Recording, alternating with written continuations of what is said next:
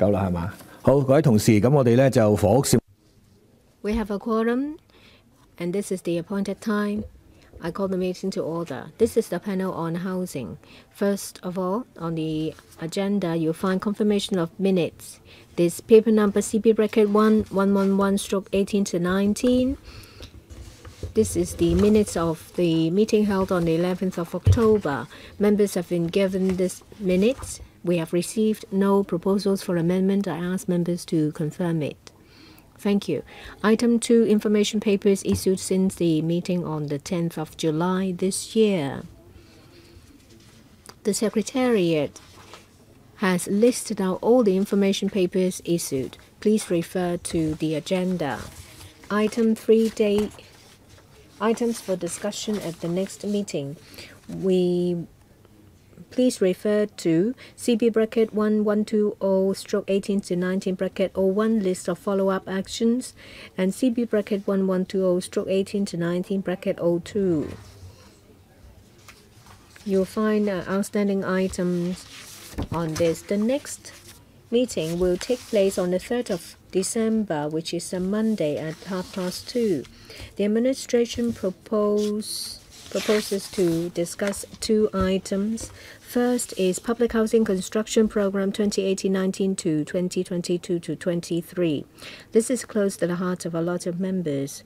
The 2 item is challenges and difficulties in taking forward public housing development projects, as well as Head 711 project number B821CL site formation and infrastructure works for public housing and development at Yan Wing Street, Yau Tong.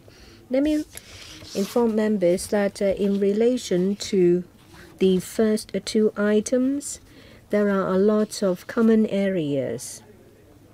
Members concerned are also similar in nature.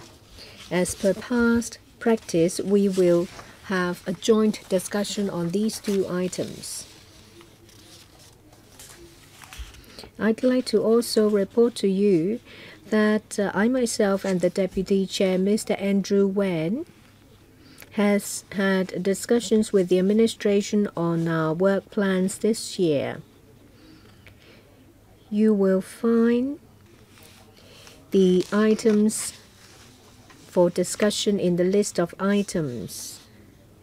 Some of the issues raised by members have already been incorporated into the list. Say, for example, items for the Long-Term Housing Strategy Annual Progress Report 2018 and 5 measures to facilitate the mobility needs of elderly residents by the Hong Kong HA. We'll ask members to attend the meeting. You will find these items listed on the list of outstanding items. In relation to item 19, as well as item 33, that is anti-rodent work in public housing estates, as well as public housing development at Sun Hing Road, Tuen Mun. Well, after discussion with the administration, they will be deleted. The Sun Hing Road item has already been resolved. This will also be deleted from the list. Items proposed by members have been incorporated into the list. I will work out details with the administration. Members will be informed accordingly. Dr. Cheng Chung Tai. Sorry, in relation to anti-rodent measures in public housing estates, I want to know what the latest progress is. I've received from Phúc Lloyd Estate Chi-chuen about a serious problem of rodent infestation. Well, I think that we need to directly liaise with the administration for the item to be followed up. We have talked to the Food and Environmental Hygiene Panel. This item will be further discussed in meetings. This involves different government departments. Perhaps we would invite them all to attend the Food and Environmental Hygiene Panel, chaired by Dr. Kwokaki, for discussion. If there are no other questions, we will go into the agenda proper. That is Head 711 project number B075MC, Community Healthcare a community health center cum residential care home for the elderly at Tuen Mun Area 29 West. Please press the request to speak button and also invite the administration to come in to join us. I know that we have Ms. Connie Yeung, Deputy Director of Housing, and her team. Once you're settled, I'll ask the administration to take us through the paper. I know that you will make use of a PowerPoint presentation. Depending on the number of members who would like to speak, I will decide on the time allowed for each member. Ms. Yeung. Good afternoon, everyone.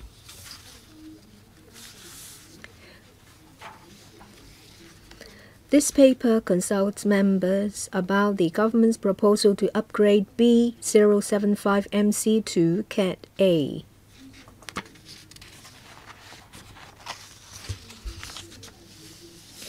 As stated in paragraph 2, the proposed project is situated in Tuen Mun Area 29 West.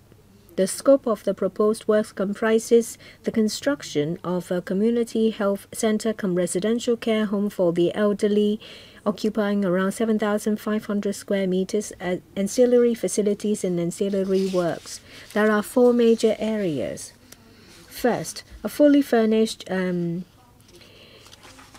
community health center providing the following facilities. First, rooms and facilities for medical consultation. 2, rooms and facilities for multidisciplinary healthcare services and patient empowerment activities.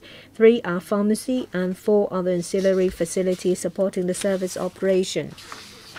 2, an RCHE with 100 places. C, ancillary facilities including electrical and mechanical rooms, lifts and lobbies, service rooms, parking and loading unloading spaces, etc.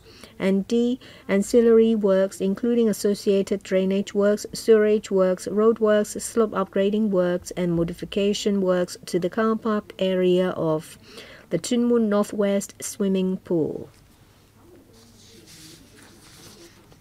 Having regard to the aging population, the locations of the existing general outpatient clinics, the demographic profile, and the increasing demand for healthcare services due to population growth in Tuen Mun District, the government plans to establish a community healthcare center in Tuen Mun Area 29 West.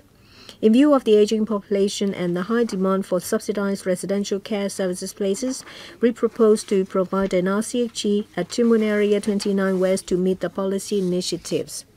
We will incorporate multi-uses at the same site by injecting different facilities therein to enhance the use of land resources. We will try to incorporate facilities that are needed by the administration, that are needed by the district to meet the needs of the area.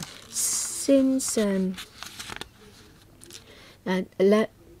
2016 to July this year, we have consulted the Tuen Mun District Council, the Environment, Hygiene and District Development Committee under the Tuen Mun District Council, as well as the Northwest Area Committee. We have got their support. In relation to major views of the area, they cover areas like whether there is sufficient drainage services, storage facilities, maintenance and repair, etc. Well, as we have said that we would like to make optimum use of the site, we will provide healthcare as well as medical uses. All these facilities will be taken into account for the gross floor area. As a result, the plot ratio has been exhausted. We have been talking to district councillors as well as stakeholders. We have, at the end, arrived at the design of the healthcare center, including design of roads, drainage works, sewerage works. In relation to project estimate, according to Money of the Day estimate, the estimated capital cost will be $1,046.4 million. The project will commence in the second quarter of next year. For completion, in early 2024, we will submit the proposal to the Public Works Subcommittee in the fourth quarter of 2018 and the Finance Committee in the first quarter of next year. We now ask members to give us their views. Thank you. Before I ask members to ask questions, I'd like to remind members that if there is any direct or indirect pecuniary interest with the item under discussion, members please disclose the nature of the interest under Rule 83A of the Rules of Procedure before you speak. I'd also like to draw members' attention to voting arrangements on items with direct pecuniary interest according to Rule 84 of the ROP. This item will end at 3:30. I see that a number of members have indicated that they would like to speak. For the first round, I will allocate 4 minutes, questions and answers included. First, Ms. Alice Mack. Well, there will be a construction of a new clinic. Of course, we welcome that and we hope that it will be commissioned as soon as possible. However, it takes a very long time for it to be completed in 2024. I wonder whether the construction time can be compressed. I also heard from the Deputy Director that they have exhausted the plot ratio.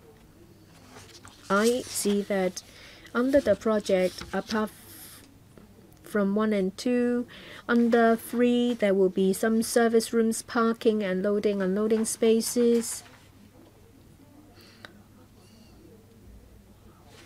Have you considered putting them underground?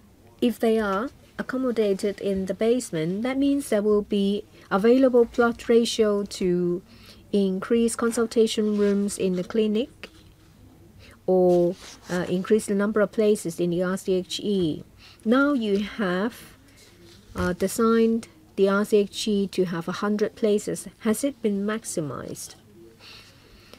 If the E&M rooms, parking and loading and unloading spaces can be accommodated underground, can space be made available for these welfare services? The third question is about the modification works to the car park area of Tuen Mun Northwest Swimming Pool. What is the scope and can the number of parking spaces be increased? Thank you for your questions. For questions 1 and 2, I'll answer them. As for the third one, I'll ask our architect to tell you more. For question 1, well, I thank the member for supporting our project. We will start our project as soon as possible. As for the timetable, as I mentioned just now, we will start in 2019. For the project timetable, it has already been compressed. It will be completed by 2024. It's already a compressed schedule. This is the fastest that we can get. As for question number 2, yes, the member is correct. As for our plot ratio, now it's been exhausted. Can we make use of a basement for car park? I can answer you with 2 points. First of all, if it's a basement car park, the construction cost will be higher. And secondly, the building time will be longer because it involves excavations. So this is about the technical aspect. And secondly, it's also about technicality. Now, if the car park is underground, then for the other social welfare facilities, can they be increased? I hope members would note this. For this site, there are a number of restrictions. In the outline zoning plan, there is a plot ratio restriction, and also there is a building height restriction. And also, there is another restriction. That is within this district. We cannot add any more infrastructure facilities. Now, for example, if it's an RCHE and the number of places is to be increased, then the sewerage system will have to bear a heavier burden. Now we are already using all the facilities to their full extent. How about the other questions? Well, for the modification works of the swimming pool, at the entrance of the swimming pool, there is a kiosk. And we have to build a roundabout there for the PRH development. So that's why we need to carry out the modification works, which would involve the kiosk. And at the PRH developments, there will also be car parks. Mr. Xiu Ka-chen, I would like to ask questions concerning the RCHE. No matter how you call the elderly people with dementia, the problem of dementia is getting more and more serious amongst the elderly. The secretary earlier on talked about an aging tsunami, and now we are actually experiencing a dementia tsunami. So for the elderly with dementia, would you take special care of them? If you look at the appearance, rooms, and beddings, etc., of the RCHEs, they are more or less the same in every RCHE. However, for dementic elderly, this is a big problem. How can you enhance the signage in the facilities, or how can you help the dementic elderly in terms of design? Can you make things more colorful, or can the signage be clearer? I think you can do a lot more in terms of design so that the elderly suffering from dementia can be helped.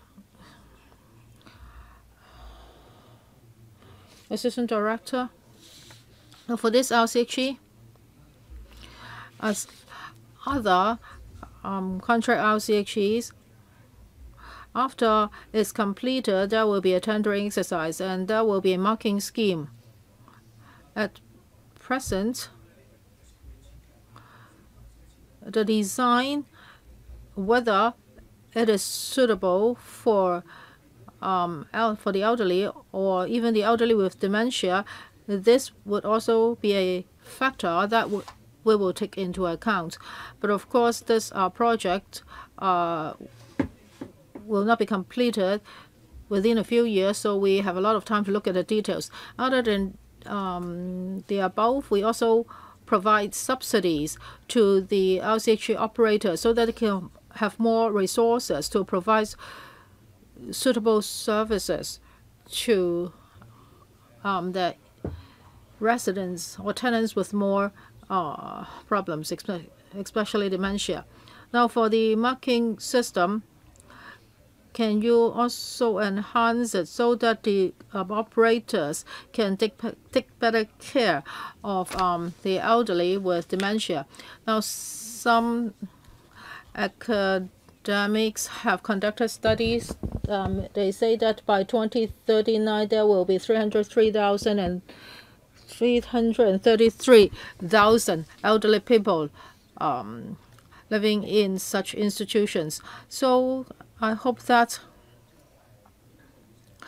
for RCHEs, the operators should have enough awareness and alertness so that they can take care of the needs of elderly with dementia.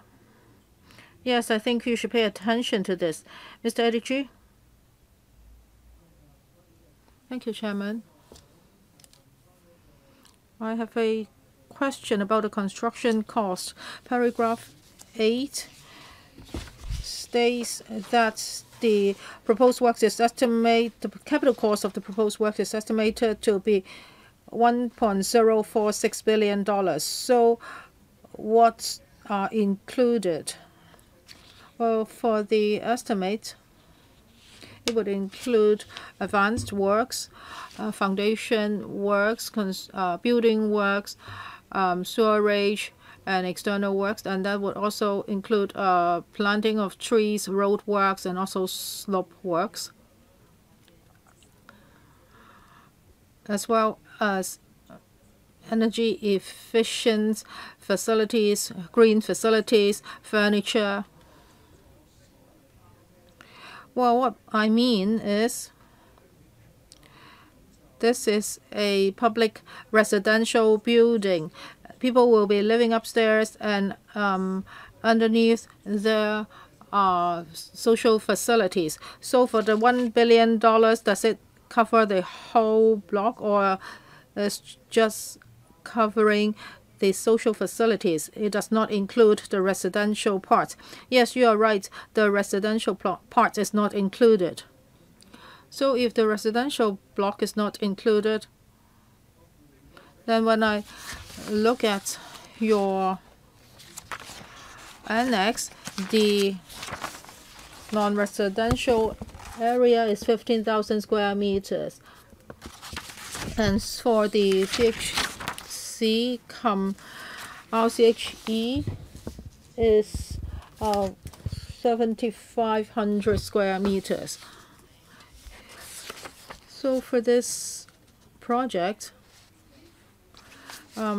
those are the figures that we quoted. As for the 15,000 square meters of non-residential use, well, they will be paid for by the housing authority. Well, when I look at the figure, actually it's on the high side. 7,500 square meters. So for the construction cost of each square foot is $13,000. Are there difficulties that you have to overcome? So that's why it's so expensive? Thank you for your question. Now when we look at the capital cost of facilities, we will have to look at the characteristics and features of each and every project. Members may refer to the layout plan. This is quite a small site. And for the construction, there may be a number of difficulties. In the course of building, site constraints may be encountered.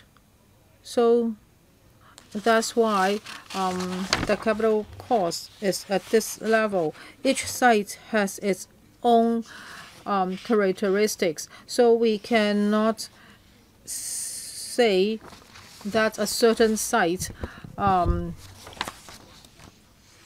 is cheaper or a certain site is more expensive. But now we have already, yes, I understand. I have a follow-up question then. Just now, you said that this 1 million would also include foundation works, but above there is a PRH building, so it should be paid for by the HA. So why are you paying for the foundation works? The principle is like this. It will be paid in a pro rata manner. For these CHC RCHE, they occupy 6 floors. So we also need to do foundation works for them. So the capital cost will be calculated in a pro rata manner. This is Regina Yip. Now for Tuen Mun Area 29, I haven't been to it, but I've been to Po Tin Estate, which is next to it. It's a low-income area, and there are a lot of elderly people. So you are building a PLH. I'm sure it's a public rental housing. It's not a subsidized sale flat housing, right? It will be a public housing residential block. Well, are you selling it or are you renting it out? Can you make it clearer?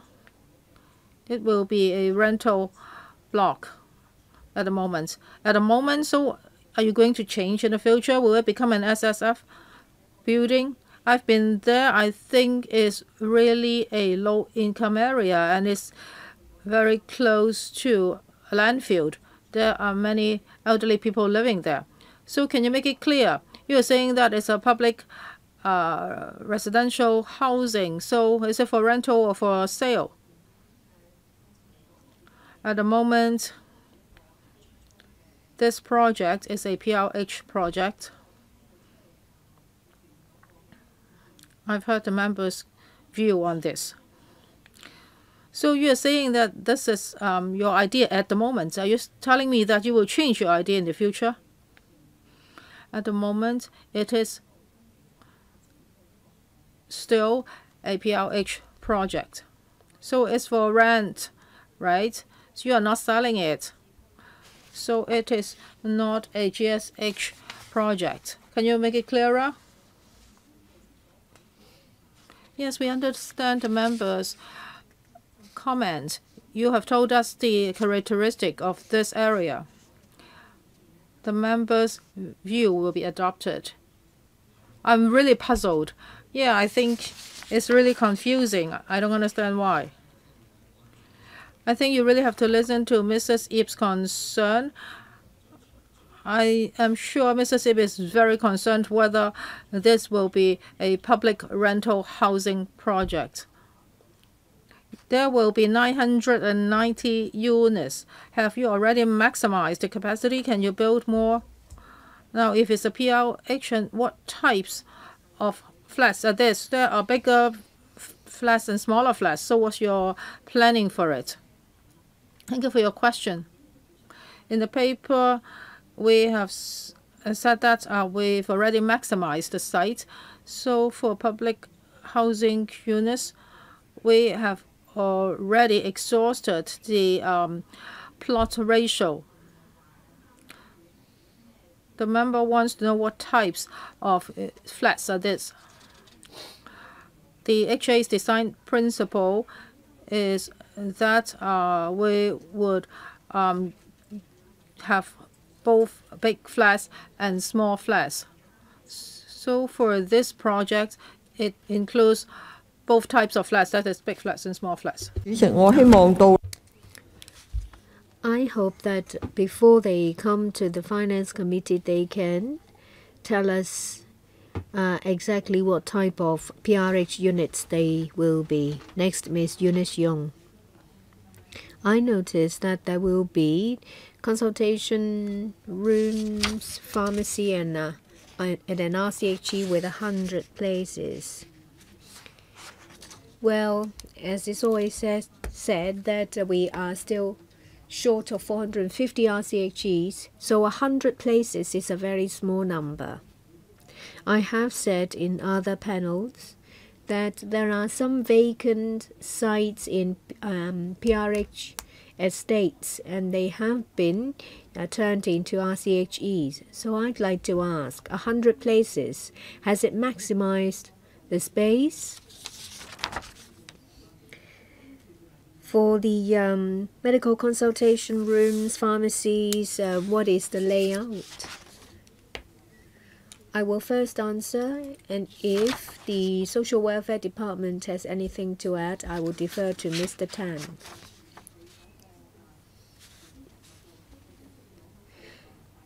We have followed the OZP. The permitted plot ratio has been exhausted.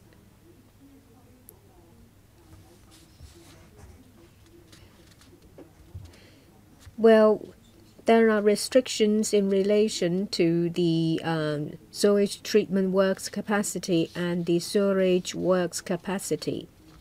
We have struck a balance with our proposal. Assistant Director, SWD. Thank you.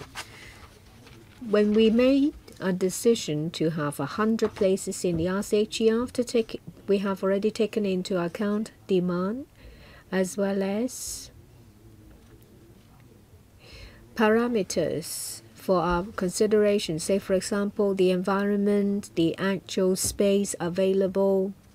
After taking everything into account, we think that 100 places here is suitable.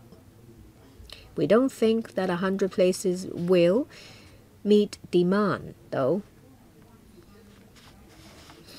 It's difficult to identify land. We have found this good site in Tuen Mun West. I'd like the administration to make good use of every inch of land.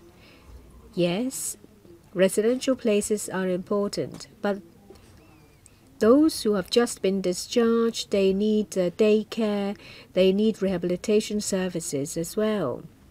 The 6 floors will need to take care of the different needs of our elderly citizens so that they can age in place, so that their health can be improved, so they don't have to stay in residential care homes or be hospitalized. Next, Mr. Wu Chi-wai. I have 2 points to make. First, the housing department said that they have exhausted the plot ratio. In a recent announcement of the administration, they said that for the NT West new development area, the plot ratio will be enhanced. Is it the case that there won't be any adjustments as a result in relation to this project? For every site, there is the plot ratio as well as building height restrictions. Have you also reached the maximum height permitted? What is the height of the building?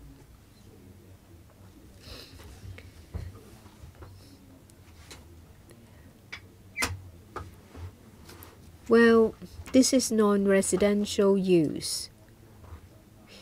Once everything is set, then there is no room to provide additional services. There is simply no space for it. Is it the case that unlike old PRH estates, you can't provide MVA?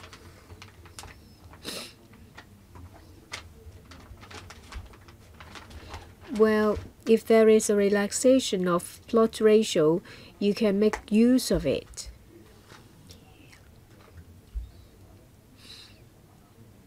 I'd like to ask, do they still use the same order by the exercise of discretion?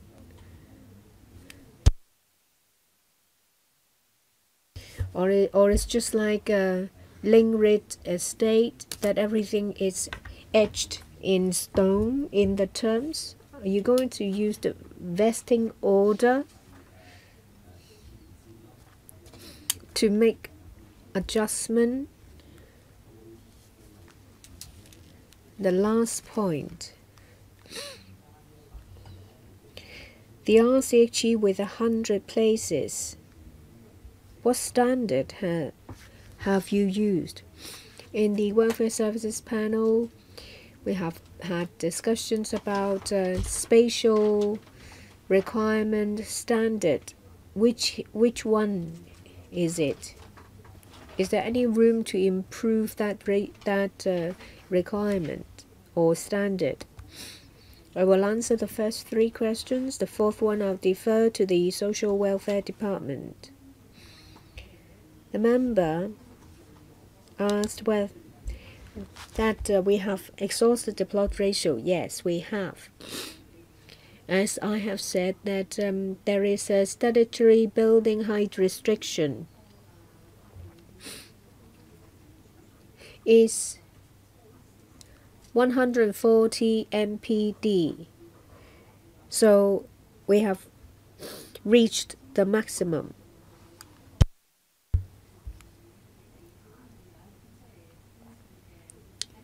Regarding to empty bay on the ground floor,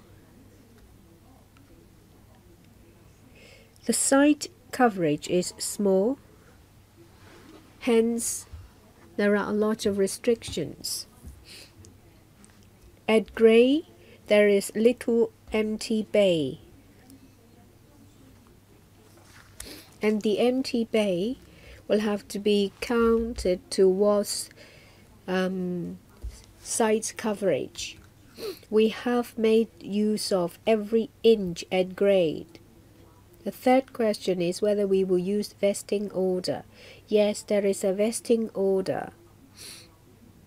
The member asked whether certain fine-tuning can be done to some facilities under the vesting order. There may be vesting order, but there are still some planning restrictions. Say, for example, the OZP and building height restrictions. So there is no room, or a very little room, for us to maneuver. The planning department said that if the administration wants to put in some welfare facilities, they will make use. You can talk to them about non-domestic use plot ratio, so it is not fixed.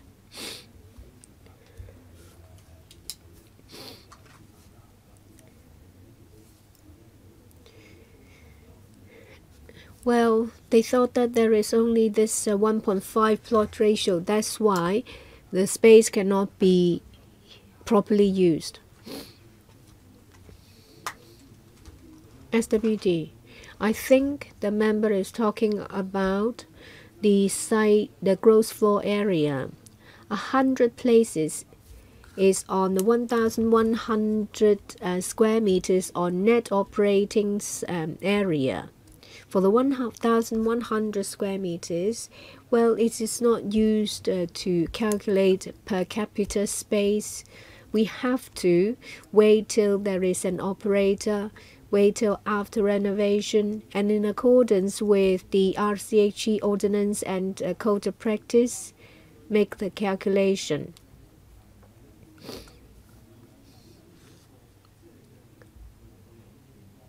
The space we can get in every site may be different because of the design or whether there are different floors.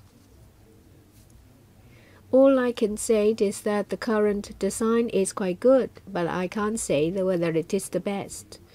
Perhaps you will ask Mr. Wu, because your answer seems to be very different from what he asked.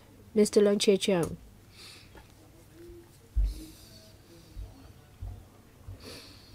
There aren't many such things in Hong Kong, right? This community health center cum residential care home for the elderly plus PRH estates. The 3-in-1 is not common in Hong Kong, is that right?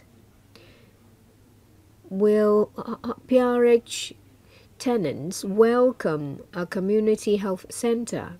Because if they are healthy, these tenants, that they may not want a health center to be around for germs to be spreaded. There are 3 areas: and housing authority, an NGO for the RCHE, and the Department of Health or the Hospital Authority for the Community Health Center. Who will manage these 3 areas? It is worthy to spend $1 billion on the 3 areas, because there is housing, there is RCHEs and healthcare center. But I don't know if people will accept it.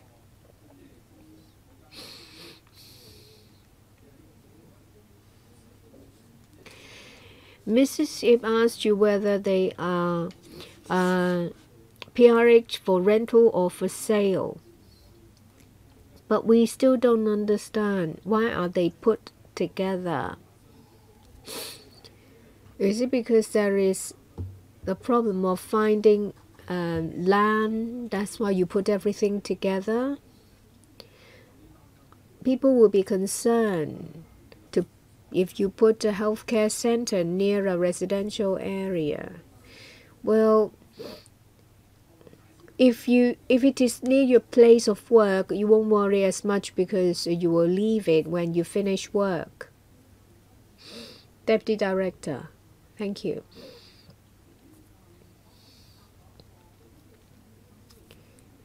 Let me first answer about management.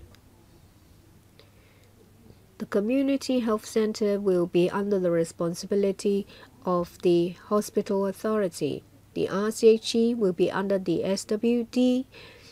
Residential part in general will be under the housing authority. The member was also concerned about design. PRH tenants may be concerned about the layout, the entrance, exits. Well, the three different parts, they have their separate lobbies. Say the community health center, they have separate entrance, separate car park, and MVAs or emergency vehicle access. The RCHE will have their own separate lobby, separate from the residential portion. I have spoken about the concept of multi-purpose use at the same site in order to maximize land use. People may be concerned about what the community health center will provide in terms of service. There will be medical consultation, multidisciplinary healthcare, chronic illness treatment. I understand. But you have put a healthcare center near residential estate. You think that tenants will readily accept that? Thank you. We have conducted rounds of consultation, but you said that the district council did not oppose to it, but they asked questions? I don't oppose to the works, but this is worrying indeed. Please note the view of the member, Dr. Cheng Chung Tai. I also have doubts about the design. I think you're too greedy. It's a very small site.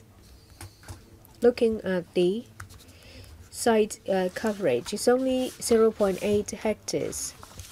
Say, for example, if there is a block of residential building with 2,500 units. In Tin King and Leung King, there are 40,000 people living in it. You're going to add another block with 2,500 units, and in Kinsan there will be 2 private residential complexes. You put everything in this corner.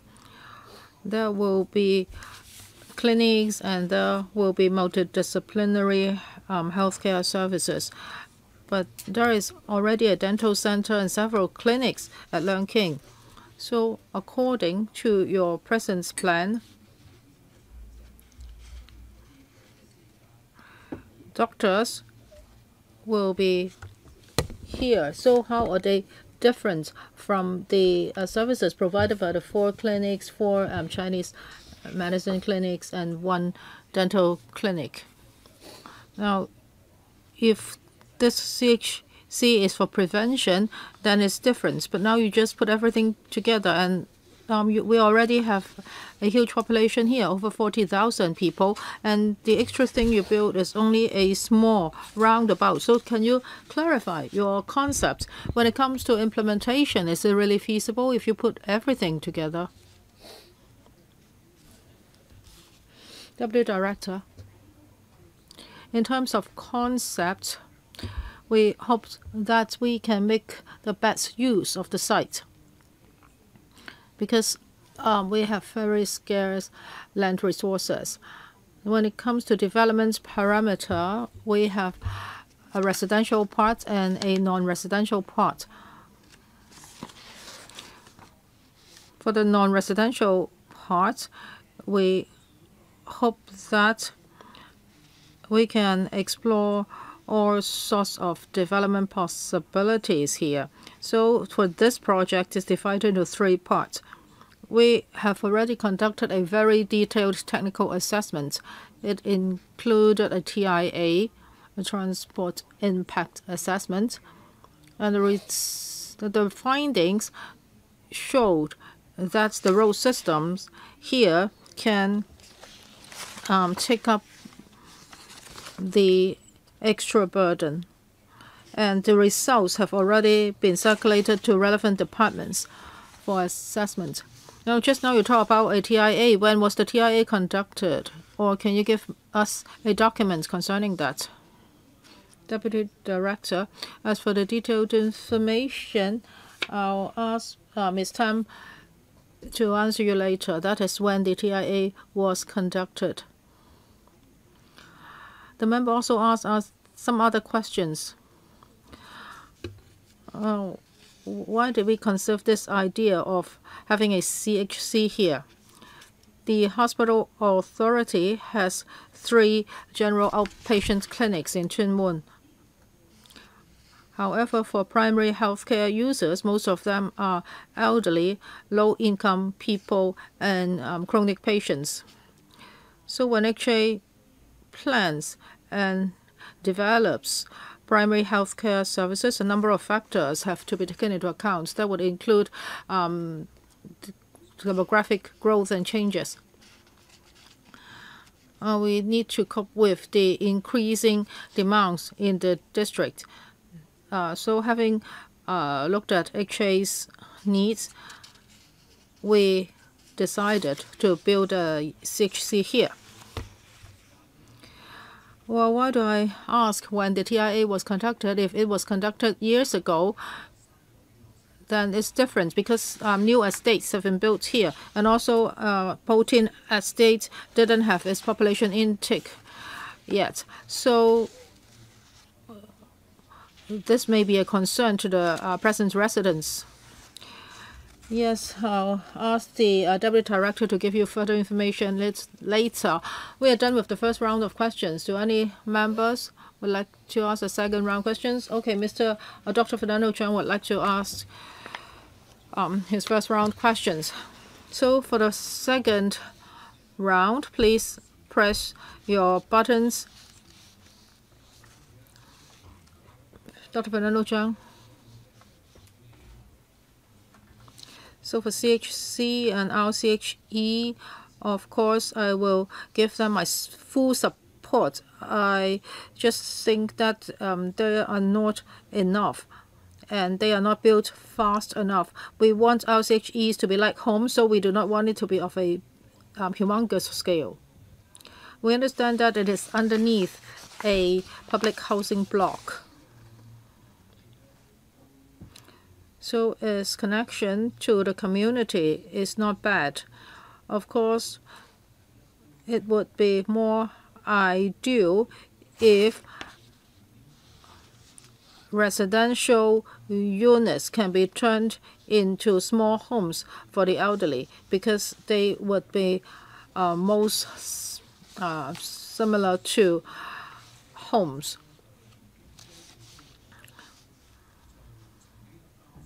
I've heard that residents are quite concerned about transport or entrances to different facilities. I've heard that the RCHE would use the same lift as the residents' lift. So we heard from the district council that residents are worried that there are not enough lifts. Well, for the entrance of the RCHE at the ground floor lobby, the RCHE has an independent ground floor lobby. Its lift is also independent. It's not sharing the lift with the residential block.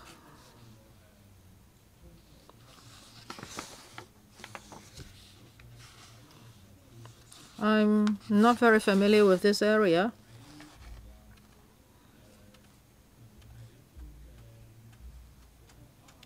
So for rehab bus and emergency vehicles, can they reach the RCHE directly? In Annex 1 of the paper, we have a site plan. You can see this. There is an EVA and also a lay-by. They are independent, and they are right outside the lobby of the RCHE. Dr. Kwok has raised his hand. So after Dr. Kwok, we will end the first round of questions, and Alex Mack as well as Chi-chuen will ask their second round questions. We only have 8 minutes left. So after these members speak, we will end the discussion of this item. Of course, I support this project. However, it's a regret that we do not have representatives of the Hospital Authority and Department of Health here today. Now, when we look at Tuen Mun's outpatient service and primary healthcare service, there is a huge shortage. Well, for all the general outpatient clinics, they are already very full. And for dental service in clinic in Tuen Mun, well, it is also not enough. The general public cannot use family clinics dental service. So in Tuen Mun, the situation is really bad. The elderly would have to queue up at 5 a.m. even though the weather is very poor, and they have to line up for dental service for a long time. They may just need a couple of pills or the taking out of a tooth, but they have to get up very early and queue up. Here, we do not see a provision of dental service. So the queuing situation is really poor in Tuen Mun. According to the government's information, some patients would have to wait up to 3 years for service. The population, and in particular the elderly population in Tuen Mun, is going up. So the primary healthcare service in Tuen Mun is really poor. So why don't you take this opportunity to improve your service?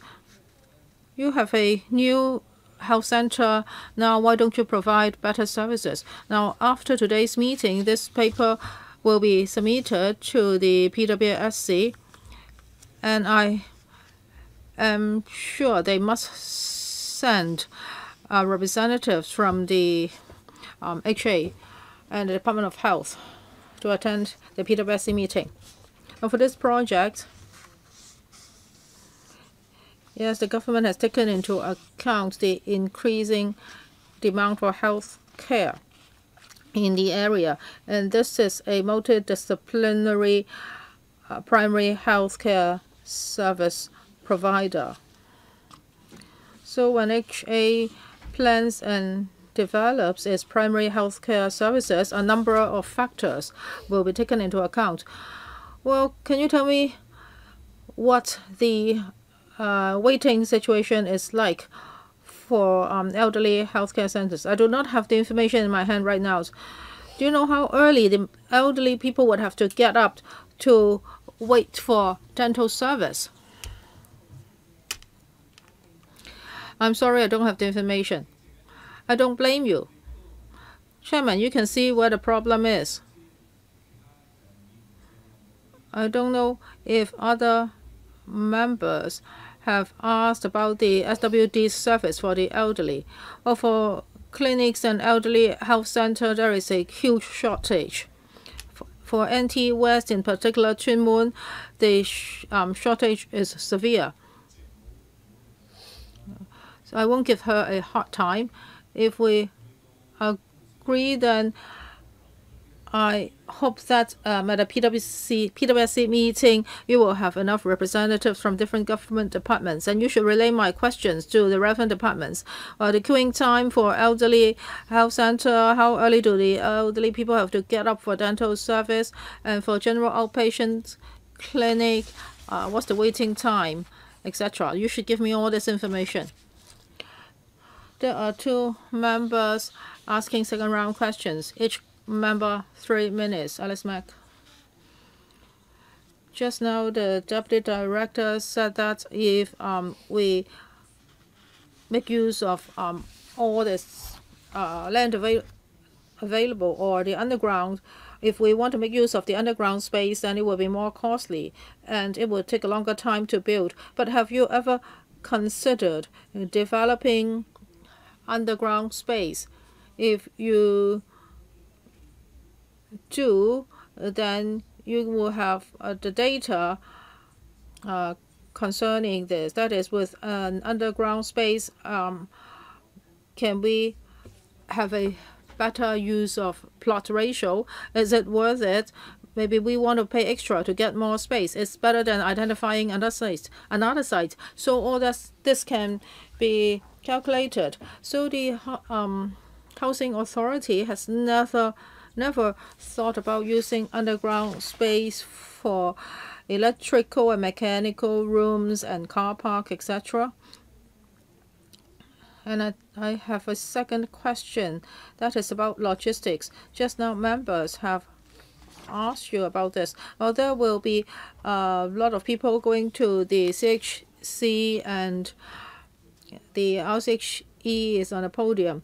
Will that attract a lot of people to go to this site? Otherwise, the CHC and RCHA visitors may affect the residents there. Thank you for your question. For your first question, whether we can have more RCHA places or whether the clinic area can be increased. Now, we have to look at the plot ratio restrictions of the outline zoning plan, and also the building height restriction has to be looked at. Also, for the development parameter, there is one major factor, that is the sewerage treatment capacity, and we also have to consider the capacity of the main sewer. So if clinics are to be expanded and RCH places are to be increased, then we really have to look at these restrictions. A member was looking at the diagram, and another member is also noticed that there is the limited site coverage. If we put some facilities underground to make available more space, well, it is not feasible. Apart from augmenting the project cost, the site itself is too small. So we can't really construct a basement to put these facilities inside. The 3 portions will have their own separate entrance, exit, lobbies, as well as lifts. I will support this project to go to the Public Works Subcommittee. Perhaps the Deputy Director can tell us what they have considered when they've decided that putting the facilities on the ground is not feasible. Mr. Kai-ming, for some reason, officials gave us very convoluted answers. The same applies to the questions asked by Mrs. Ip and Mr. Wu.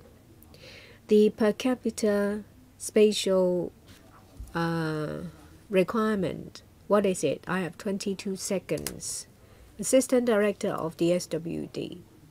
Whether it is private or subvented RCHE, we have to operate according to the RCHE ordinance.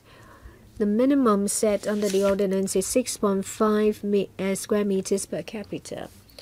So in this project, it will meet this requirement. You said that there is 1,100 square meters for the RCHE. There will be 100 places. How did you work it out?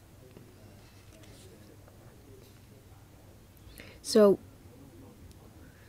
well, 100 places over an area of 1,100 square meters, you will meet the 6.5 square meters per capita. So what is the actual area? Well, the 1,100 is the net operating area. When the RCHE operates, whether it is subvented or private, when an operator moves in, they will have to, in accordance with the code and the RCHE ordinance, exclude areas like those occupied by the ward to work out the per capita space.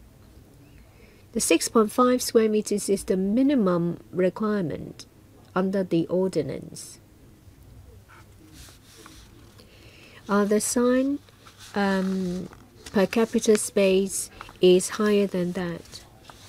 Well, I also support this project to go to the PWSC, but I'm very concerned about the common area as well as the per capita space. Please give us the information later. Members have asked a lot of questions and expressed their views.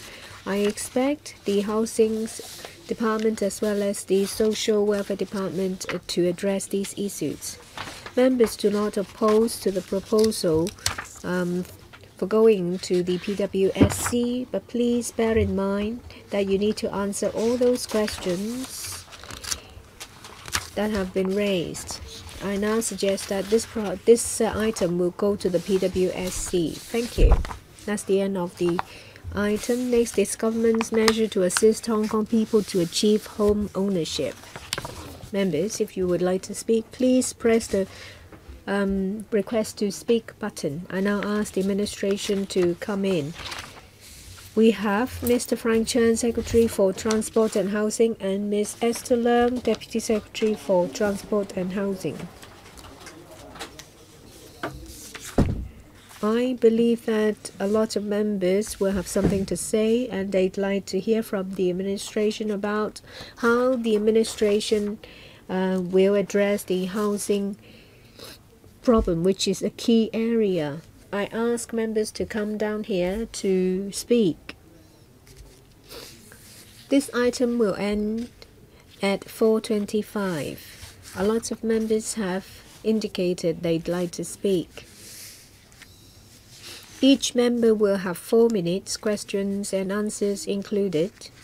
I'll first ask Mr. Frank Chen, the Secretary, to present the paper. I will quickly go over the paper. I will brief members about policies and measures to consummate the housing ladder. We have already given the paper to the Secretariat. I'm going to go over the salient points. This term of government has the resolve to address housing problems faced by society. We aim to provide adequate and affordable housing to enable Hong Kong people to have comfortable homes and to improve their living environment. We will also increase supply of public housing and rekindle hopes of families in different income brackets, say for example for those with a low and medium income groups. We will adopt supply-led and flexible principles as announced in the long-term housing strategy in 2014. We will address problem of housing demand-supply imbalance and rebuild the housing ladder. We will increase housing supply and improve circulation of housing stock. The Housing Society and the Housing Authority has launched 13,000 HOS units, as well as a sale subsidized flat. There is also the GSH, the Green Farm Housing, to help green farmers. They are mainly PRH tenants and applicants that have been vetted. Now, this is to help them own their own home. In Tonkin Street, Phase 1, Lai Chi Kok Road, they will be launched in end of 2018, covering about 2,500 flats to provide further home ownership opportunities for green farmers. For white farmers, in 2017, the Housing Authority decided to regularize the white farm secondary market scheme. In this exercise in 2018, there is a quota of 2,500 places. We have received over 60,000 applications.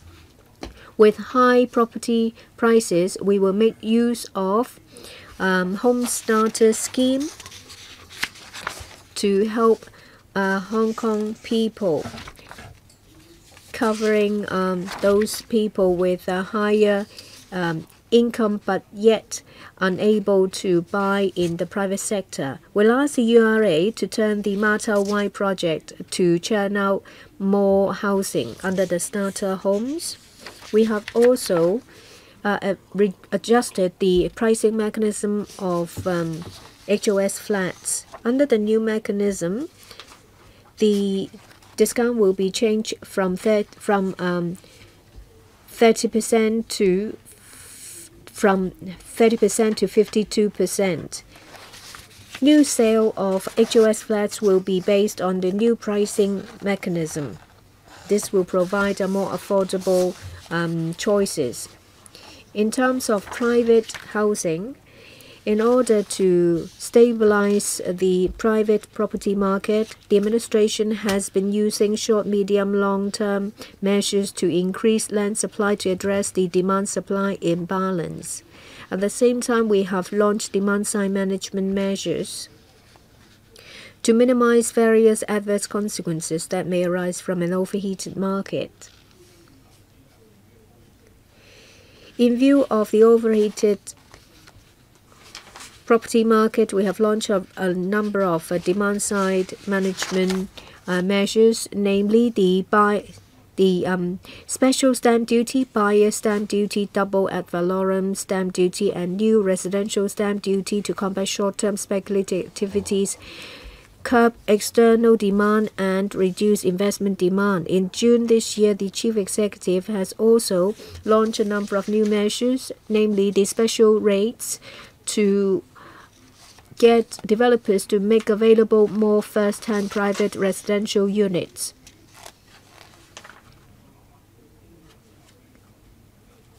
These special rates will come into effect after gazettal of the amendment ordinance following passage of the amendment bill in the LegCo.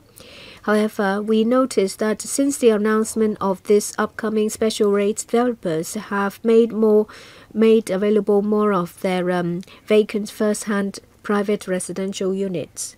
The second measure is to amend the Lands Department Consent Scheme.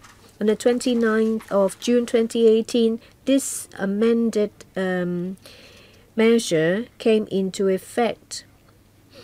The Lands Department, as well as the Sales of First-Hand Residential Properties Authority, will continue to monitor pre-sale activities to ensure orderly implementation. We will carefully listen to suggestions of members, and we will be happy to provide information and answers. Thank you. I now open the floor for members to ask questions. As I said, there will be 4 minutes question and answers included. Mr. Gary Fan. Last week, Secretary, I asked you a question. There will be tightening of alienation restrictions of HOS as well as GSH flats. You said that you may consider it for new rounds of HOS and GSH units. You have also mentioned something about a private housing market.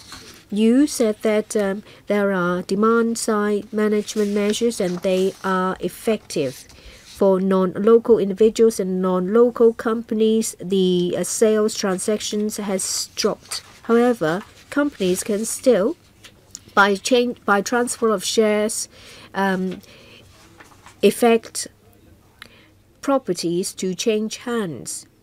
If these properties get into the hands of non-local individuals, they can be leased out or left vacant until prices increase so that they will be sold for a huge profit.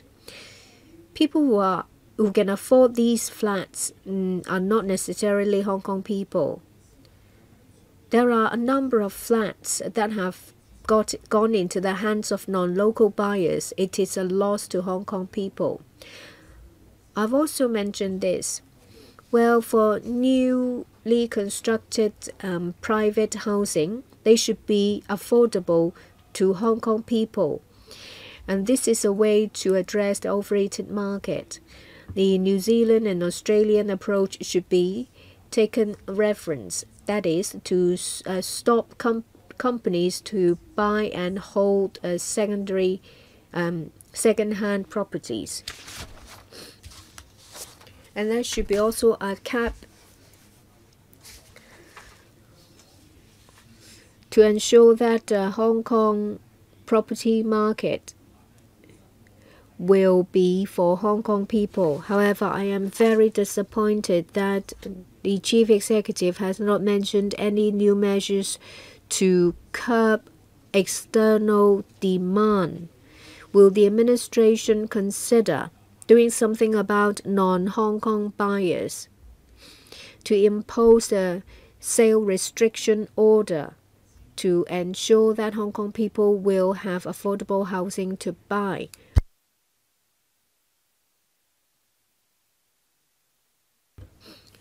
Mr. Fan asked 3 questions. First, alienation restrictions of HOS and GSH. No. I don't need an answer. I'd rather hear you about a private sector.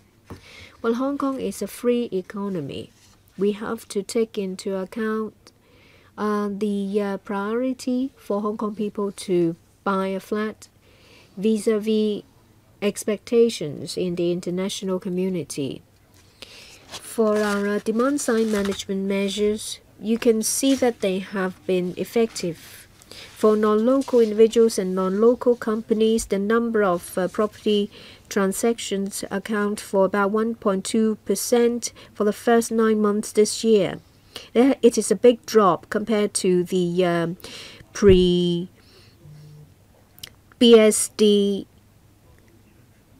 period, which was 4.5%. For short-term resale, it has also remained low at 1.1%, which is a big drop from the demand-side management measures. Well, Mr. Fan asked if there can be a percentage imposed upon the purchase of units by non-local individuals. Well, we'll take that into consideration. Now, for establishing the housing ladder, what are the objectives?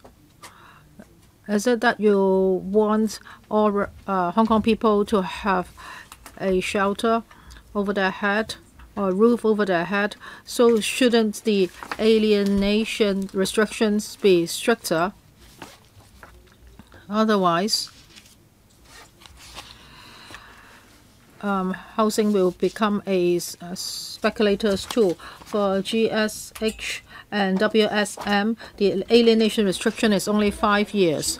So if a person is to live in a flat, if he lives there by himself, normally he won't sell it after 5 years. So why can't the government have a stricter alienation restriction? I am a board member of the URA, and I want to ask about the starter homes pilot project. The alienation restriction is just like that of HOS, 5 years, but this is too lenient. So for the alienation period, can it be increased to 10 years? That is, within 10 years' time, you cannot sell your unit, or you can just sell your unit to an eligible buyer. For example, he's eligible for SSF. So the government should help those people who are in need. Otherwise, some people would just buy these properties, live there for a few years, and then sell the properties and then cash out or even make a profit. So can you have stricter alienation restrictions in terms of period and target of resale? The HA has already tightened the alien restriction for HOS. In the past, well, after you buy an HOS flat, you can sell it the next day if you pay the premium. And now, even within 5 years, you cannot sell it with a premium paid. So the URA has also had a discussion about starter homes pilot projects, and later on it will announce the conditions for SH, including alienation restriction. And HA will also look at its alienation restriction. Now it will take care of the views. It will take into account of the views it's heard, and also it would take reference from the HS experience. For those who have bought HOS flats in the past, they normally sold their flats after 10 or 20 years. So it proves that for HOS buyers or SSF buyers, most of them are buying their own homes, and only when there is a need, they will resell their flat. So I hope members would understand this. Well, these are SSFs, and according to past analysis, the situations like this. But now we are offering a better discount, so the public and members are very concerned about the alienation restriction. I'm sure the HA will consider all these views. Mr. Kwai Kang. Well, the property price is very high nowadays, and rental level is also high. Well, the moratorium of HOS construction was one of the culprits. And the LTHS has been in place for 5 years. You have never reached your targets. So I hope that the government will do better in terms of land supply for the coming 20 to 30 years. I want to talk about paragraph 29 and 30. It's about the demand side management measures. Now, you want to clamp down on non-local buyers. However, the government is still tackling this serious housing problems. So for non-local buyers, they had to pay more stamp duty, but now they have shifted this onto local buyers. And for local buyers, now they are buying properties at a very high price. Now for stamp duty, the government has made a lot of profit out of it. For every year's budget, we hear that the government has accumulated a lot of money because of stamp duties. So how can you help home starters now that after you've made so much money? Now for reducing the mortgage index, you have given them more troubles, and now people have to pay more than $1 million for their first installment, and even if people don't eat or drink, they have to do that for 178 months before they can pay for their first installment for a small unit in Shatin. And for properties with a price under $2 million, the stamp duty is $100. However, now even a tiny unit would cost $5 million, and people would have to pay $200,000 stamp duty. So this is a huge burden for home starters. Don't tell us that if you relax your policy, the property market will be overheated again. But this has become a huge problem for home starters. So can you help home starters by relaxing your policy a bit?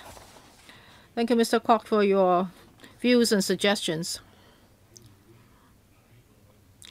Well, if we look at HA's work in the past 5 years, well, actually in 2014 they started selling HOS flats again, and from 2014 up to 2019, 9,800 HOS units have been sold, and in the following 5 years we are talking about 24,000 units. So these figures show us that HA is working very hard for Hong Kong people's housing problems.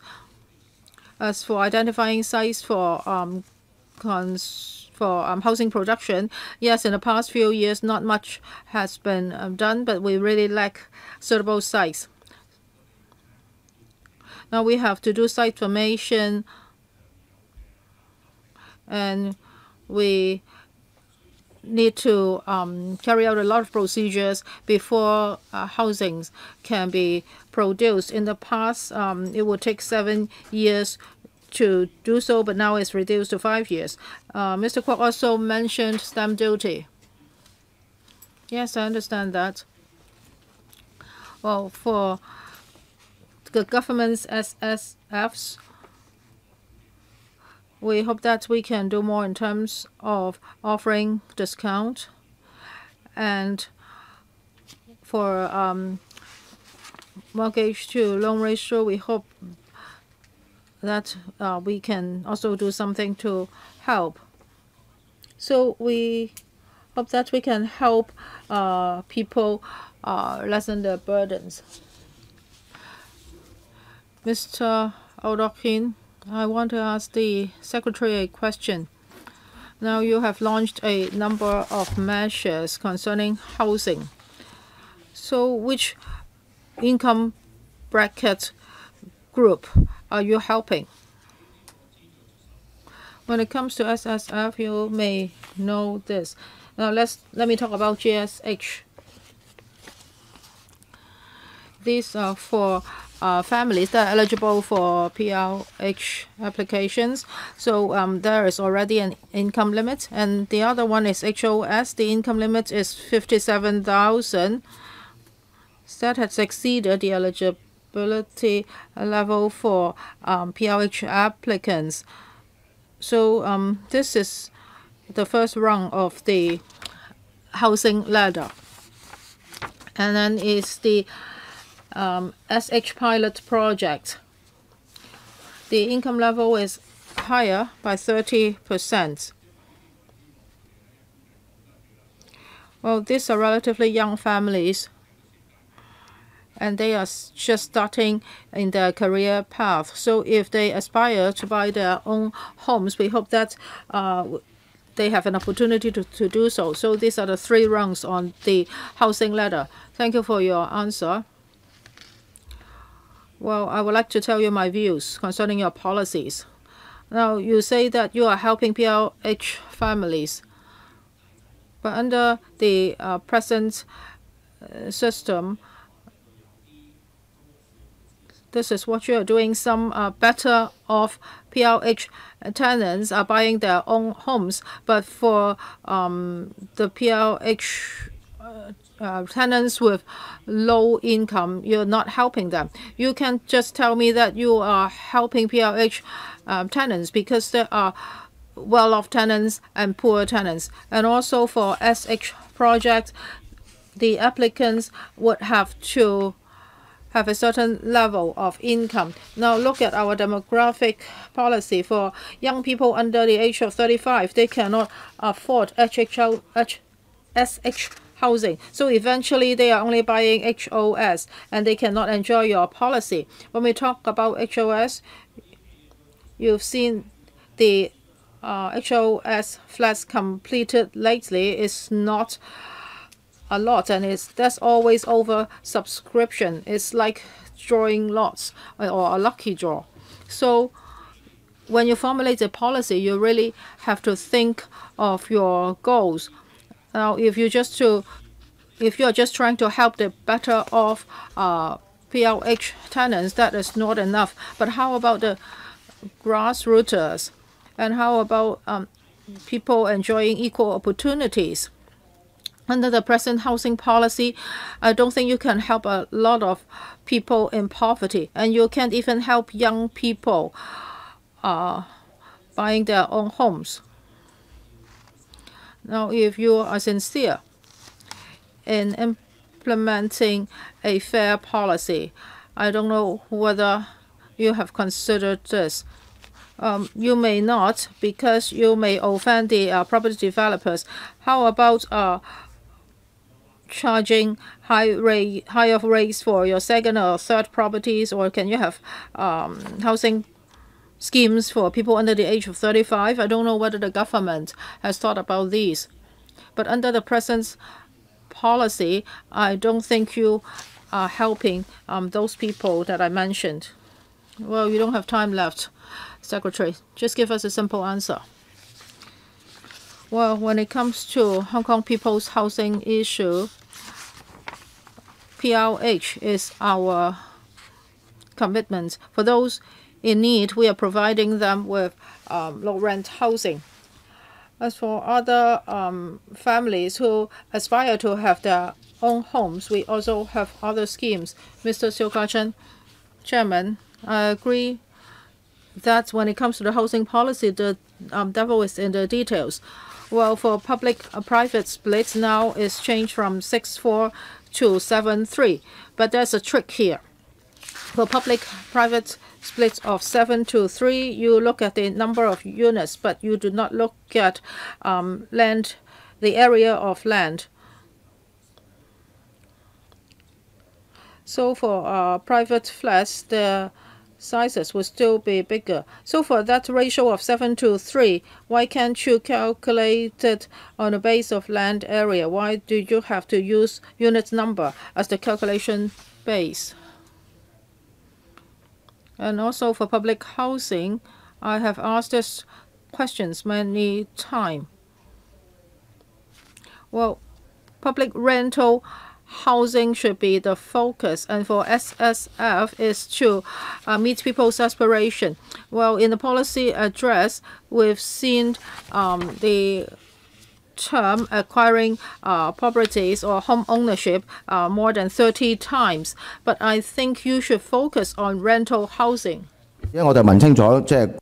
So I'd like to ask the Secretary about PRH and GSH. Don't tell me about anything else. For the GSH and PRH, what is the ratio? And what is your proposed ratio? And you said in a radio show that the number of units of public housing depends on demand. You also said that, well, you would determine to meet demand and make some kind of adjustments. So what are these adjustments and what is the criteria? I know that there are 210,000 people living in subdivided flats and 280,000 people on the waiting list, and the average waiting time is 5.3 years. And some people mentioned about the long-term housing strategy. At the moment, there is a shortage of 43,000 PRH units. So is that a standard? So this mechanical adjustment that you mentioned, what is it?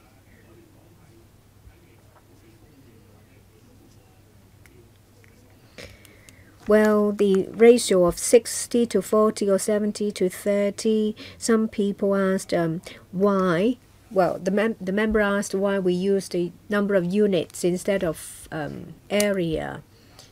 Well, in general, we use housing units as the unit. Say, for example, there is 1.22 million PRH units and 1.5 million private flats in the market. For GSH and PRH units and their ratio, as we have said that for GSH and PRH units, there is a high interchangeability. The buyer can apply for PRH units. They may be living in a PRH unit, and if they apply to buy a GSH unit, then they will have to surrender the PRH unit. So they will have to change one unit for the other. So we will have to look at the response from the public. I would like to emphasize that for people who can't afford private housing, they need a PRH unit, or for some reason they don't want to acquire their own flat, then we will have to provide them with PRH units. Let me appeal to members. 4 minutes question and answers included. Please be concise, keep to your time because we still have a number of members waiting. Secretary, please also be concise with your answer. It's not that we don't have money or land. It's a question of priority as well as the allocation. The administration has been emphasizing on ownership-led. So, are we going to help people who can't afford to buy their own flat?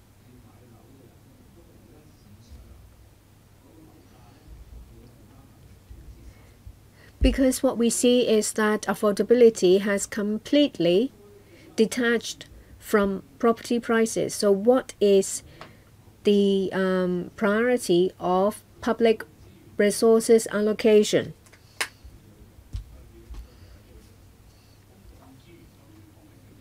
Of course, we have to use public resources for society. Different people have different needs.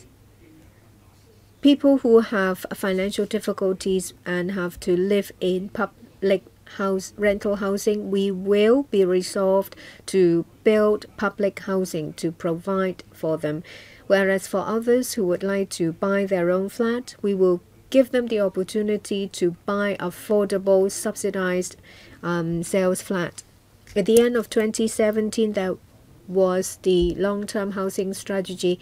It says in very clear terms that for the coming 10 years, housing target is 460,000 units, with 60% of them being public housing. For the 280,000 units, 200,000 of them will be for rental, 80,000 for sale. So, and for future supply, 70% will, for public housing, 70% will be for rental and 30% will be for sale. That means in the future, that is at the end of 2017, for the coming 10 years, 40% of the housing will be public housing for rental. That is very clear. So I'd like to ask, is the administration going back on their words? Has the ratio been changed? You now say that you will take into account market demand. Do you look at market demand, or do you look at the demand of the community and society?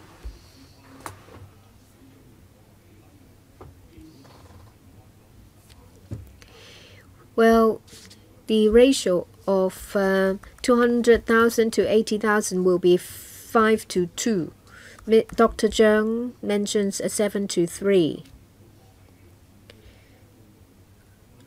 For the coming 5 years, for SSF to PRH unit, PRH is still 74,900, and for subsidized sales flat is 26,300.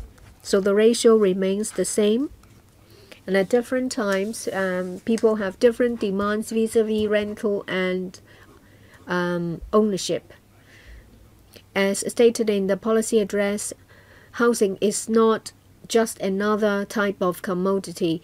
The government has the responsibility to provide housing to those in need. So the government will re-establish the housing ladder. Dr. Kokaki. Well, the government says that housing is their prime concern. I remember that the chief executive said to journalists at the start of her office that for public housing, rental, if they build a unit, they will lose it. They will suffer a loss, whereas HOS and GSH, they will make a profit. We have a record high number of people waiting for PRH. Is 270,000 with a record high waiting time of 5.3 years. So then they told us, given that background, that they have been doing well. In the coming 5 years, there will be less than 100,000 public housing, and there will be a drop in supply in 2022. Carrie Lam said that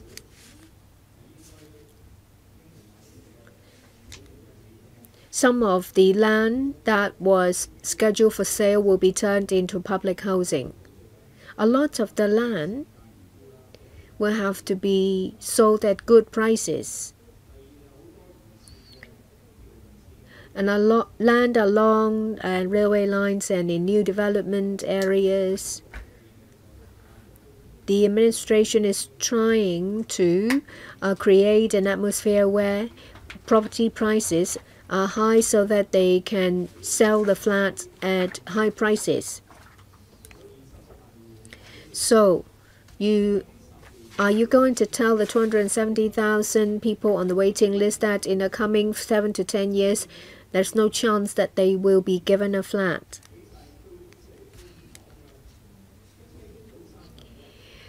In the coming, even at the end of the 5 years, you will not clear the waiting list by 1/3. So these people will have to continue to live in industrial buildings or subdivided flats. Is that right?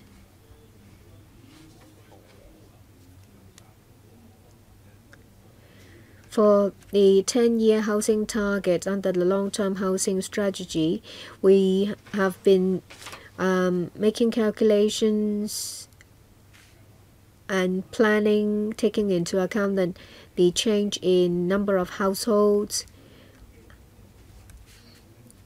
Demand stood at 280,000 at the end of last year. Dr. Kwok said that whether people will not be allocated a flat in the coming 10 or 20 years, if we identify sufficient land for public and private, well, for the 280,000, no, sorry, I will now have to talk to you about the figures. In 2023, there will be a gap. There are 270,000 people on the waiting list, and the number is growing. So those who are at the end of the queue, how long do they have to wait to be allocated a flat? Thank you. Well, for the annual construction, no, I'm just talking about those who are at the end of the queue. Yes, there are changes to the annual housing production. It fluctuates. We have a projection, but the construction process varies. No, I ask you, the person who is at the end of the queue, how long will they have to wait? 10, 15, or 20 years?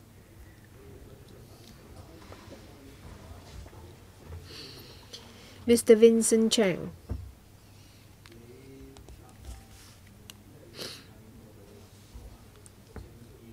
Mr. Vincent Chang. Today's paper is about improving the housing ladder. People are very disappointed because it's rather empty.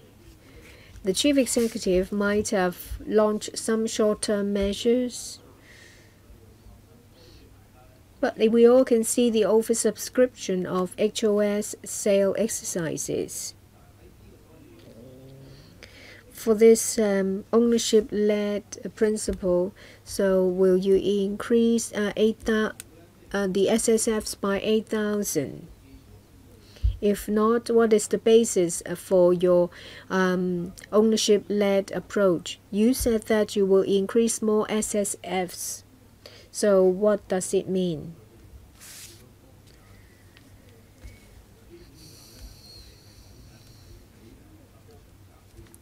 Under the long-term housing strategy for the coming 10 years, there will be 8,000 SSF a year. That's based on last year's projection.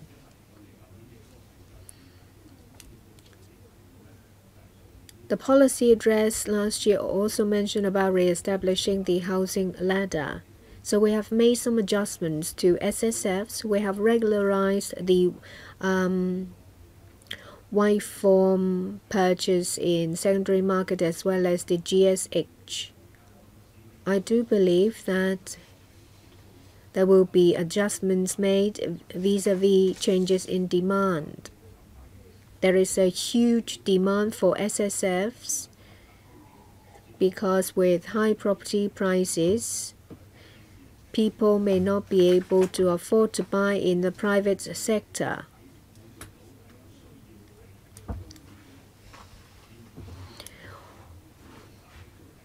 Whilst we try to meet the demand for PRH units, we will also provide SSFs. There is also the starter home scheme. The URA will launch the first starter home scheme. So the ratio of ownership will be higher than that in the past. I'm not happy with your answer. Let's look at paragraph 9. It says that there will be about 26,300 units, and you still need about 13,000 units to meet the target if you're going to turn out 8,000 a year for 5 years.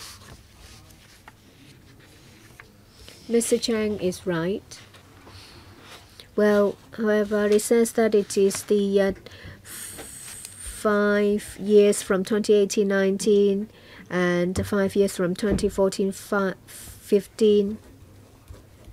You can see that for SSFs, the number has increased from 79,000 to 97,000. We will continue to identify land for housing. In June, the chief executive has announced that 9 sites originally scheduled for private housing will be turned into public housing. And some other sites have been reallocated for public housing production. So we hope that we can produce more PRH and SSF for Hong Kong people so that everyone can have a home. Thank you. At 10 minutes past 4, some members have submitted a motion, so I'll handle that later. I see that there are several members who are still waiting to ask questions, so I will lengthen the meeting by 15 minutes so that all members can express their views, and also we'll have time to handle the members' motion. So for those members who are in other parts of this building, please come back to the conference room for the motion. Well, the government says that the housing ladder must be built, and we've heard that in 10 years' time, 280,000 units will be built, and about 233,000 of them will be public housing units. So in the policy address, it is said that a housing ladder has to be built. However, in the past few years, we saw that there was a gap between the actual housing production and the production target. So when you accord priority to housing developments of different sites, would you make adjustments? And for public-private housing split, now you are going to change it to 7-3. So you can do this by reallocating sites. Because for a site, if it's used for private development, then because of the plot ratio, the number of units will be less. So if it's a private site, if it's turned into a public site, then you can provide more residential units. So has the Secretary thought about this? For that ratio, you used it on the number of units, but how about the number of sites? Can you also apply that ratio? And when you are building the housing ladder, you have also included the 5,000 WSM units. So is that included in the private sector calculation? And for SH is included in the private market, not SSF. The Secretary has been telling us about establishing the housing ladder. So I need the clear figures, because this will affect the 80,000 units distribution. Thank you for your question, Mr. Wu. We are actively considering changing the public-private split. Now, for public housing, including rental and sales, there is a huge need for them. And people want to change the ratio of 6-4.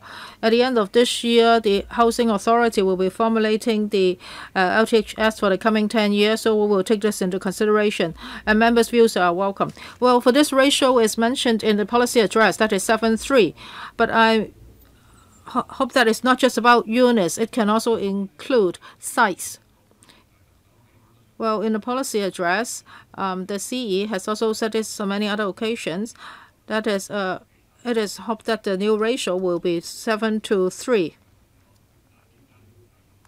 And some members have asked, how come it's not about size? It's only about units. Because, well, we have been using family units as the base for calculation. However, if you don't do this, there will be even more problems in the future. Mr. Edichi? Thank you, Chairman. Well, my position is like this. I think there is a core problem that the government has omitted. That is about transitional housing. There are many people living in subdivided flats. They are waiting for PRH. We hope that by having interim housing, they can leave their plight. They can be lifted out of their plight as soon as possible. I think the government should take a responsibility here. And I want to ask a question about paragraph 5. The government says that excluding GSH flats in the coming 5 years. For SSFs, which are produced by HA and HS, there will be 26,300 units. So, Secretary, can you tell us this? That is, well, for the figures of 2021, 2022, you've told us before, and this time around, you're telling us about 2023. So, how many units will be for rental and how many units will be for sale, and where will these units be? Secretary. Thank you, Mr. Chief, for your questions. For SH,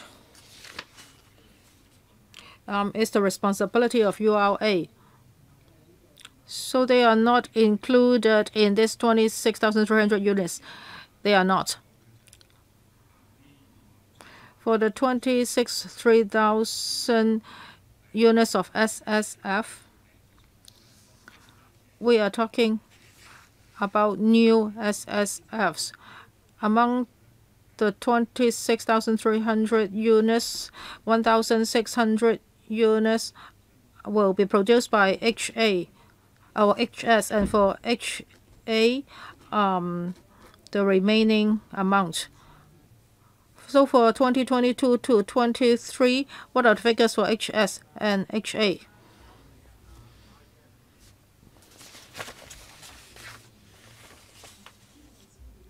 Assistant Director, later on we can provide you with the information, because for each quarter, the public housing units number will be posted on our website. Well, this is the projection for the coming 5 years. For each project, the completion date may be changed because of the actual situation. So we will give Mr. Chi the latest information later. Just now, the Secretary says that it is hoped that each year 8,000 SSF units will be produced. So if you multiply that by 5, then you have a number. So you will have more than 10,000 GSH flats in the coming 5 years. Just now, the Secretary talked about public housing. One is for that will include both PLH and SSF. So for SSF, 26,300 GSH flats are not included. So each year you will have 8,000 SSF units. So for 5 years is 40,000. So after I do the calculation, then 14,000 will be GSH and SH. No, that's not the concept. For GSH flats, the target is for green. The target is green farmers or PLH tenants. So they are classified under public housing, not. So each year the HA will and HS will look at the actual situation, and certain public housing will be turned into GSH flats. So in simple terms, this figure is not included in the 26,300 units. Okay, it's my turn to ask questions. I would like to call on members who are not in the room. Please come back to the conference room, because we are going to handle Mr. Kwai-kwang's motion later. Please come to room 1. Secretary, you can see Hong Kong's situation. Housing is really a problem, and people are now paying more to live in smaller units. And on the waiting list, there are often 200,000 people. And a survey shows that the present situation is very near to a red alarm line. 80% of the people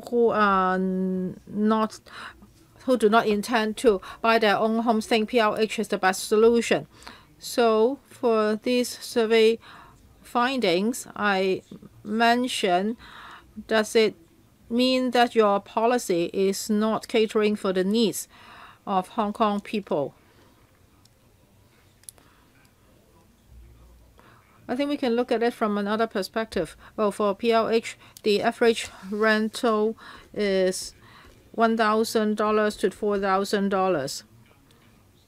So under the present market situation, for PLH tenants, they are only paying a very small percentage of their income as rent. So this reflects the reality.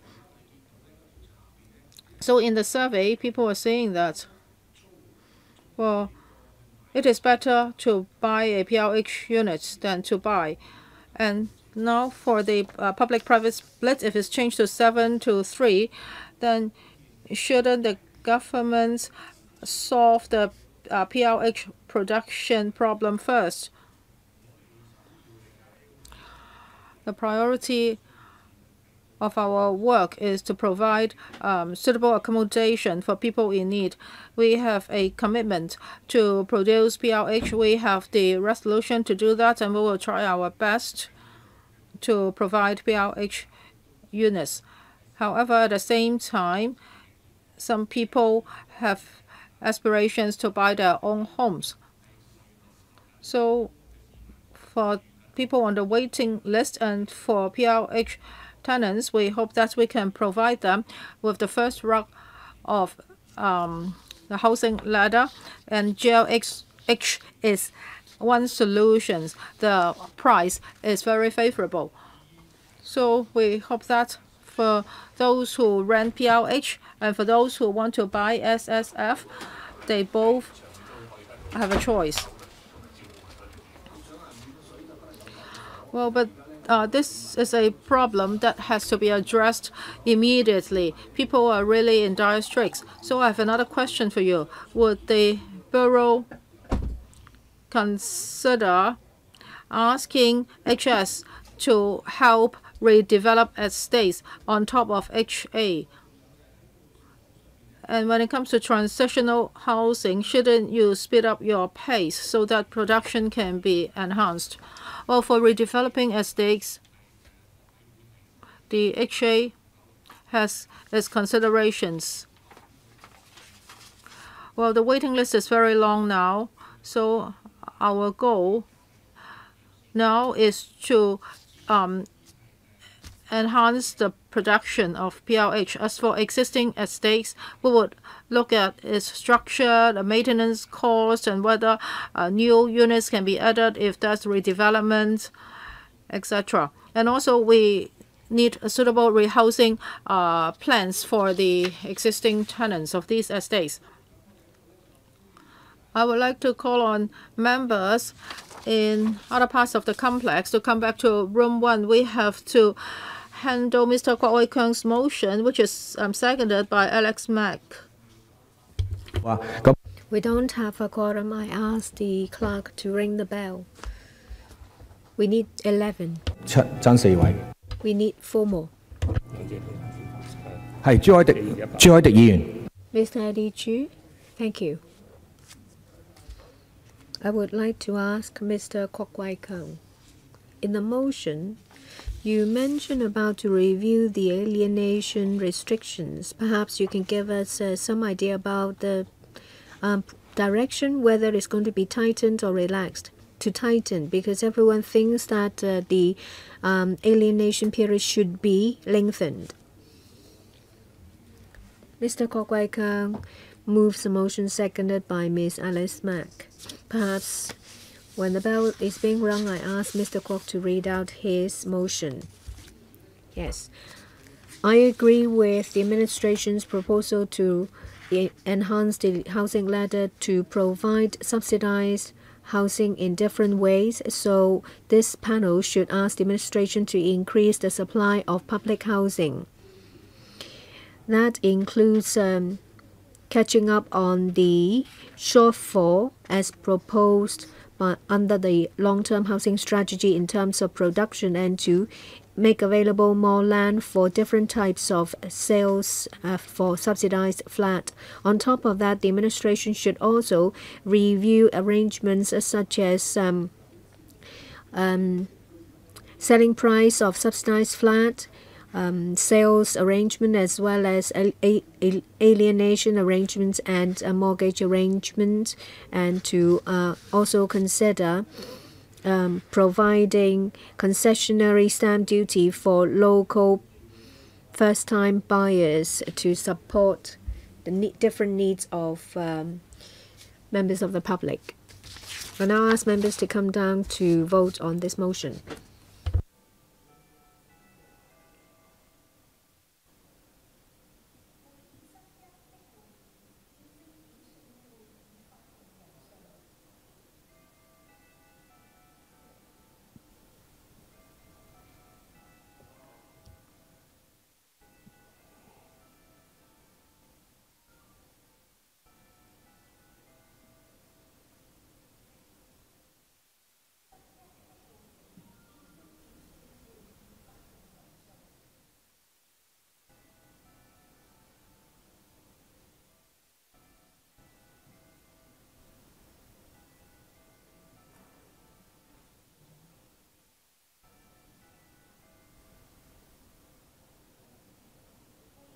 未夠。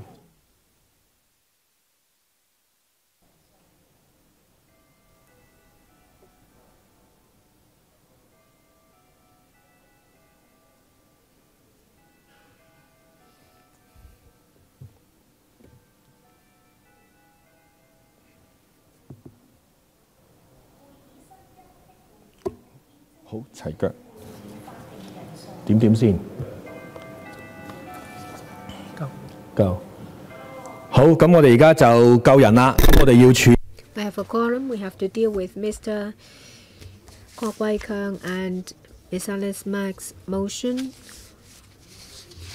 I think this motion is relevant to the agenda item, so we will have to deal with it.